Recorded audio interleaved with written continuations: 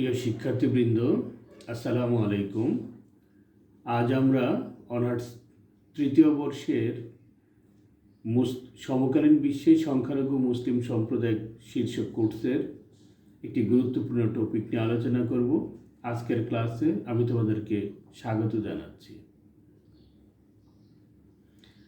আজকে আমরা সমকালীন বিশ্বে মুসলিম সংখ্যালঘু সম্প্রদায় শীর্ষক কোর্স, যার বিষয় কোড 23-1609 এর চীনের উইগুর মুসলিম ও তাদের সমস্যা নিয়ে আলোচনা করব। আশা করি তোমরা শেষ পর্যন্ত ক্লাসটি উপভোগ করবে এবং এতে অনেক গুরুত্বপূর্ণ তথ্য রয়েছে যা তোমাদের কাজে লাগবে।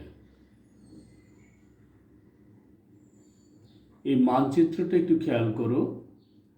এই মানচিত্রের উপরের দিকে অর্থাৎ উত্তর পার্শ্বে রাশিয়া, মঙ্গোলিয়া, কাজাখস্তান রয়েছে এবং চীনের জিনজিয়াং প্রদেশটিকে আমরা খুব ভালোভাবেই উল্লেখ করেছি। এর উদ্দেশ্য এই যে জিনজিয়াং প্রদেশেই মূলত উইগুররা বসবাস করে।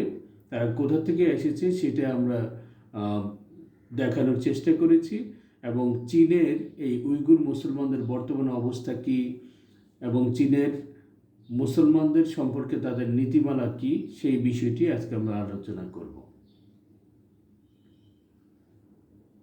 এই মানচিত্রটি একটু ভালো করে খেয়াল করো। এইখানে turkey, Russia, Kazakhstan, Kyrgyzstan, Mongolia, ইরানের একটা অংশ এবং চায়নার একটি অংশ দেখানো আছে যেখানে উইগুরদের বসবাস। আসলে এই উইগুররা এই আশেপাশের রাষ্ট্রগুলো থেকে সেখানে গিয়েছে, সেটাই দেখানোর চেষ্টা করেছি আমরা। এই ছবিটি কি বলতে পারবে? একটি প্রবাদ আছে, ছবি কথা বলে। আসলে ছবিটা কিসের কথা বলছে? আমরা দেখছি যে একটি আক্রমণের বা হামলার ঘটনা এবং এটি বিচ্ছিন্নতাবাদীরা চীনের একটি শহরে হামলা করেছে এবং এর দায়ভার চীন সরকার মুসলমানদের উপরে চাপিয়েছে। বিশেষ করে উইগুর মুসলমানদেরকে তারা বিচ্ছিন্নতাবাদী বলছে এবং একে কেন্দ্র করে তারা আরও শক্তিশালী নীতি গ্রহণ করেছে মুসলমানদেরকে দমন নিপীড়নের জন্য। আজকে আমরা সেটাই বিস্তারিত জানার চেষ্টা করব।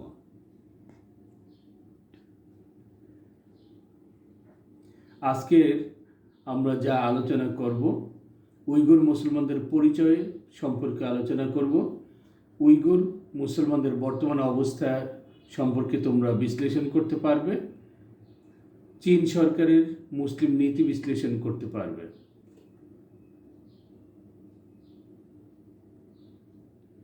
উইগুর জাতির ইতিহাস বড়ই নিষ্ঠুর। কিভাবে এই জাতিটার উত্থান হলো এবং আজকে কেন তাদের উপরে এত অত্যাচার, নির্যাতন, নিপীড়ন নেমে এলো। উইগুর জাতির ইতিহাস প্রায় 4000 বছর আগের, অর্থাৎ যীশুখ্রিস্টেরও জন্মের 2000 বছর আগের থেকেই উইগুররা ছিল। তখন অবশ্য মুসলমান ছিল না তারা, বরং তারা মঙ্গোলিয়ার অধিবাসী হিসেবে তারা উপজাতীয় ধর্ম পালন করত। মূলত এরা স্বাধীন পূর্ব তুর্কিস্তানের অধিবাসী। এটি চীনের একটি গুরুত্বপূর্ণ প্রদেশ যা চীন বর্তমানে জিনজিয়াং নাম দিয়েছে। এটিও আমরা দেখছি। পূর্ব তুর্কিস্তান প্রাচীন সিল্ক রোডের পাশে অবস্থিত হয়ে, এখন আমাদের জানতে হবে সিল্ক রোডটা কি। আসলে চীনের সিল্ক পরিবহনের জন্য চীন, ইরান, মঙ্গোলিয়া, কাজাখস্তান সহ এই অঞ্চলে যেই রাস্তা দিয়ে এই মালামাল পরিবহন হতো এটিকেই ঐতিহাসিকরা সিল্ক রোড দিয়েছেন এবং এটি প্রাচীনকালের ব্যবসা বাণিজ্যের ক্ষেত্রে বিশাল গুরুত্বপূর্ণ অবদান রেখেছিল। আর এই কারণেই এই রাস্তাটি অত্যন্ত গুরুত্বপূর্ণ। পূর্ব তুর্কিস্তান প্রাচীন সিল্ক রোডের পাশে অবস্থিত মধ্য এশিয়ার একটি দেশ, যার চতুর্পাশে চীন, ভারত, পাকিস্তান, কাজাখস্তান, মঙ্গোলিয়া ও রাশিয়ার অবস্থান। এই অঞ্চলের বেশিরভাগ দেশেই উইগুর সম্প্রদায়ের বাস রয়েছে। সিআইএর ওয়ার্ল্ড ফ্যাক্ট বুক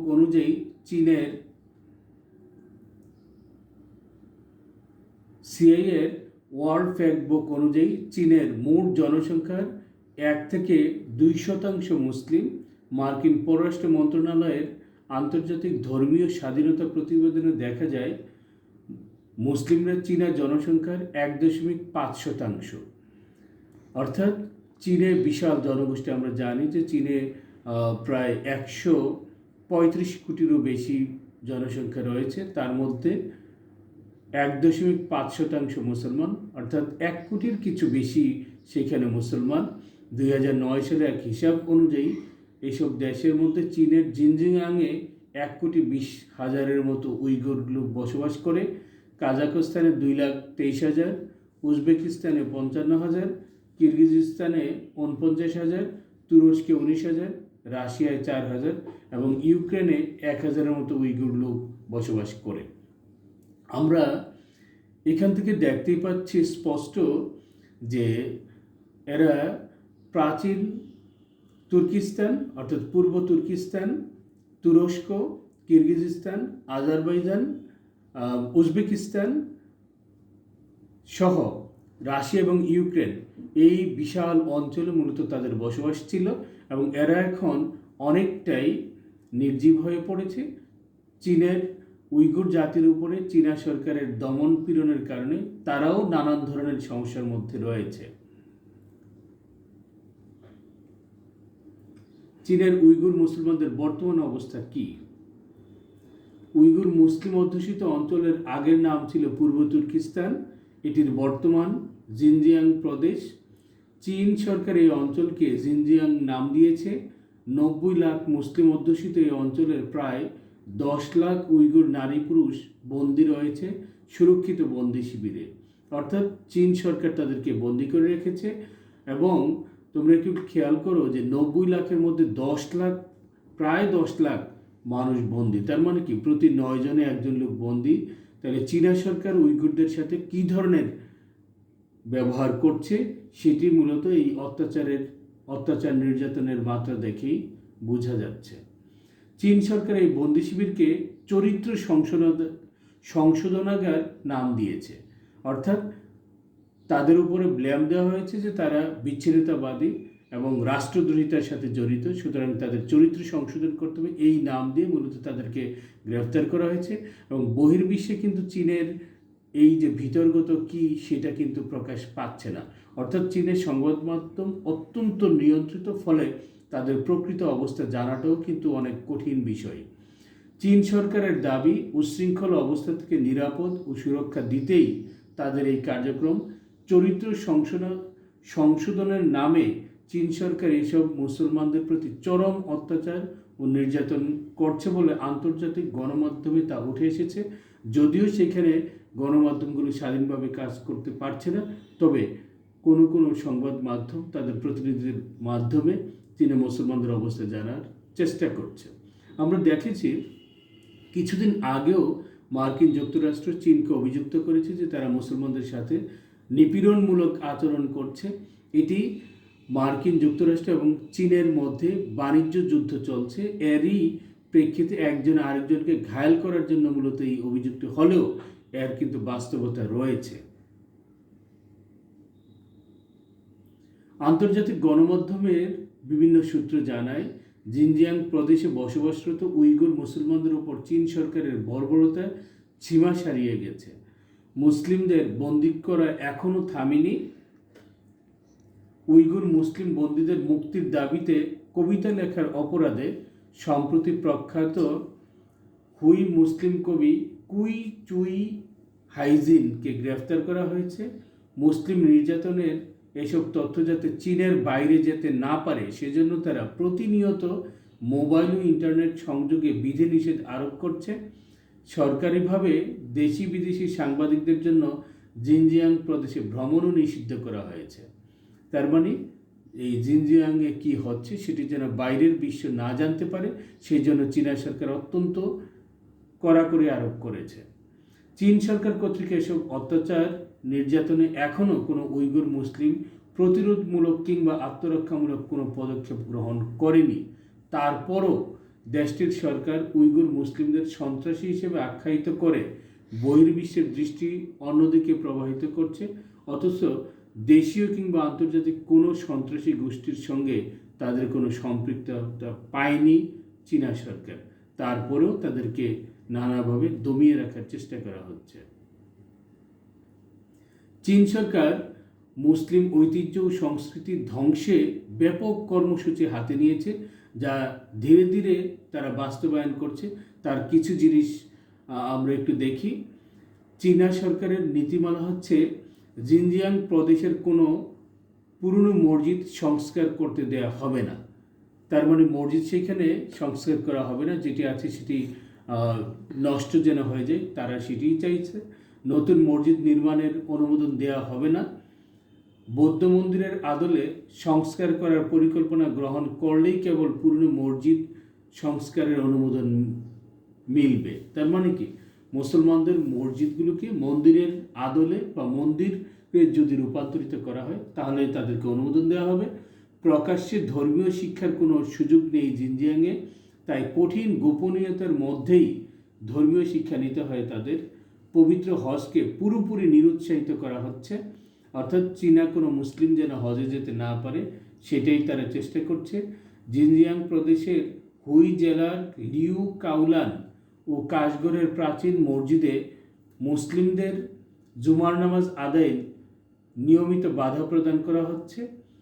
নামাজ আদায়কালে প্রতি 1000 মুসল্লির বিপরীতে অস্ত্রসজ্জিত 100 পুলিশ সদস্য মসজিদ ঘিরে রাখে। এখন এই অস্ত্রসজ্জিত পুলিশের ভিড়ে মুসলমানদের নামাজ পড়া এটি অত্যন্ত কঠিন কাজ। তার মানে দেখা যাচ্ছে যে চীনা সরকার সেখানে আসলেই মুসলমানদের প্রতি চরম নির্যাতন করছে। পোস্টারের মাধ্যমে চীন সরকার এই প্রচারণা চালাচ্ছে যে নামাজের জন্য মসজিদ নয়, বরং নামাজ পড়ার জন্য ঘরে যাও।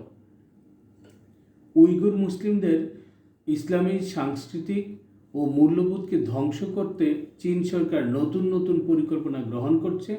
মুসলিম যুবকদের বৌদ্ধ মেয়েদের বিয়ে করতে অর্থের প্রলোভন দেখানো হচ্ছে। মুসলিম গর্ভবতী নারীদের অবৈধভাবে গর্ভপাত করানো হচ্ছে। আবার বৌদ্ধ ধর্মাবলম্বী ছেলেদের কাছে মুসলিম মেয়েদের জোরপূর্বক বিয়ে দেওয়া হচ্ছে বলেও ব্যাপক অভিযোগ রয়েছে। মুসলমানদের শিক্ষার সুযোগও অত্যন্ত সীমিত করা হয়েছে। সুকৌশলে তাদের অশিক্ষিত রাখা হচ্ছে। 1996 সাল থেকে জিনজিয়াং প্রদেশের 40টি শহর ও গ্রামে অবস্থিত মাদ্রাসা ও হিফজখানার উপর নিষেধাজ্ঞা বহাল রয়েছে। ফলে এই অঞ্চলের শিশু কিশোররা ধর্মীয় জ্ঞান ও কোরআন হিফজ করার সুযোগ থেকে বঞ্চিত।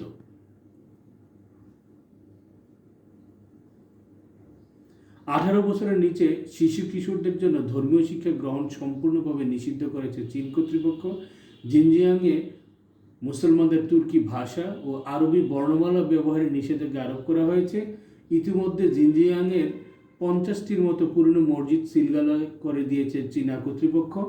অতি সম্প্রতি মক্কা ভিত্তিক রাবেতা আল আলম আল ইসলামী জিনজিয়াংয়ের স্থানীয় ভাষায় অনুবাদ করে কোরআনের 3 লাখ কপি মুসলমানদের মধ্যে বিনামূল্যে বিতরণের জন্য পাঠিয়েছে, কিন্তু কমিউনিস্ট কর্তৃপক্ষ সব কপি বাজেয়াপ্ত করে। পরে আন্তর্জাতিক মুসলিম সম্প্রদায়ের চাপে কিছু কপি তারা ফেরত দেয়। ফলে চীনের সর্বাধিক মুসলিম অধ্যুষিত জিনজিয়াং প্রদেশে মুসলিমদের ধর্মীয় রীতিনীতি পালনের অধিকার সীমিত হয়ে পড়েছে। মুসলিম বিধিবিধান, বিয়ে, তালাক, উত্তরাধিকার সংক্রান্ত অন্যান্য সব বিধানও কৌশলে মুছে ফেলার তৎপরতায় ব্যাপকভাবে চালানো হচ্ছে। মুসলিম পুরুষ ও নারীদের জন্ম, শাসন ও বন্ধ্যত্ব করে দেওয়া হচ্ছে। সম্প্রতি জিনজিয়াং প্রদেশের যে কোনো একটি শহরকে ভূগর্ভস্থ পারমাণবিক পরীক্ষা ও বিস্ফোরণের জন্য বাছাই করার সিদ্ধান্তও গ্রহণ করেছে চীন সরকার। শুধু তাই নয়, 1964 সাল থেকে জিনজিয়াং প্রদেশের পরিবেশের ভারসাম্য রক্ষা না করে এ পর্যন্ত প্রায় 40টি ক্ষতিকর বিস্ফোরণ সেখানে ঘটানো হয়েছে। অর্থাৎ মুসলমানদেরকে ধ্বংস করার জন্য চূড়ান্ত ব্যবস্থাই চীন গ্রহণ করছে। এটি বিভিন্ন গণমাধ্যমে উঠে এসেছে। বিবিসি সেখানে তাদের প্রতিনিধির মাধ্যমে গবেষণা করার চেষ্টা করেছিল, জানার চেষ্টা করেছিল আসলে চীনে কি হচ্ছে। তাদের বর্ণনা অনুযায়ী জিনজিয়াংয়ে সংবাদ মাধ্যম নিষিদ্ধ করা হয়েছে, ফলে সেখান থেকে প্রকৃত তথ্য পাওয়া কঠিন। তবে বিবিসির সাংবাদিকরা বেশ কয়েকবার এই এলাকায় যেতে পেরেছেন। তখন সেখানে বেশ কিছু ক্যাম্প এবং প্রত্যেকটি স্তরে পুলিশের উপস্থিতি চোখে পড়েছে। দেখা গেছে সরকারি কর্মকর্তারা লোকজনের মোবাইল ফোন পরীক্ষা করে দেখছেন। উমির নামে তাদের একজন বলছেন, তারা আমাদের ঘুমোতে দেয়নি, কয়েক ঘন্টা ধরে আমাকে ঝুলিয়ে রেখে পেটানো হতো, কাঠও রবারের লাঠি দিয়ে পেটাতো, তার দিয়ে বানানো হতো চাবুক, সুই দিয়ে শরীরে ফুটানো হতো এবং এইভাবে নানান ধরনের অত্যাচার করা হতো।